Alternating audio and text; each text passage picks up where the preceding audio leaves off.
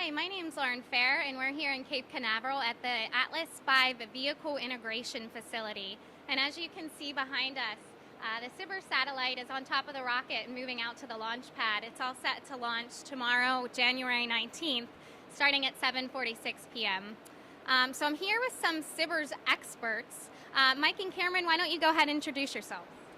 My name is Mike Bush. I'm the SBIRS GEO Chief Engineer for the SBIRS program, and I'm here to support the launch.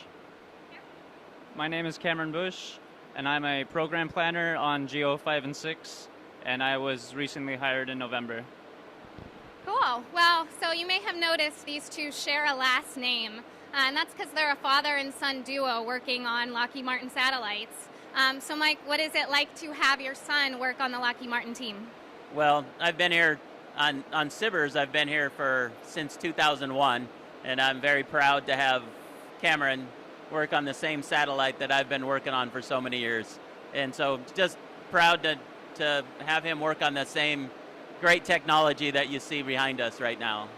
And Cameron, how did you get started with Lockheed Martin? What made you want to join the company? Well, I was first introduced to Lockheed Martin through Young Minds at Work, and that's essentially a take your kids to work day. Yeah, that's great. So as it's moving, Mike, could you tell us a little bit about what's happening behind us?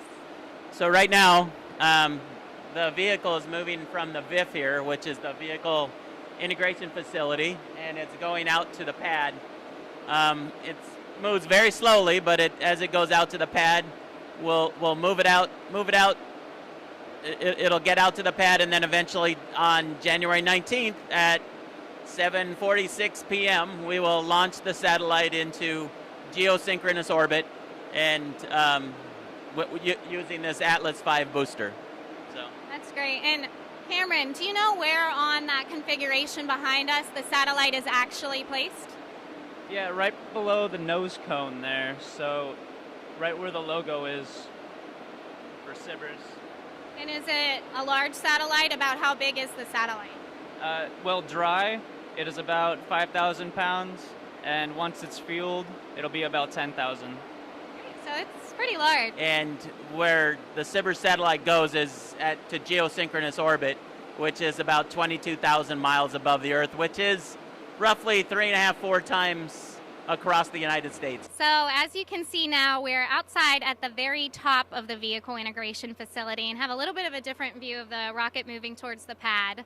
But this satellite isn't all that makes up the SBIRS constellation. There's a few other satellites.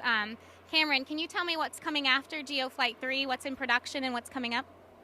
Yeah, so Flight 4 is currently done. It's manufactured and getting ready to launch. And we have GEO 5 and 6 in production, which both use a new modernized A2100 satellite bus. So does anything make this particular launch special for you? Well, first of all, it's nice to have my son on the launch with me, which is very cool. And then secondly, it's a night launch, which is different than the first two. GEO 1 and 2 were day launches, so it's not quite as spectacular. This should be a very spectacular launch. So tell us then a little bit about what we're going to see. What's the setup here with the Atlas V rocket and the Centaur? What does that all look like?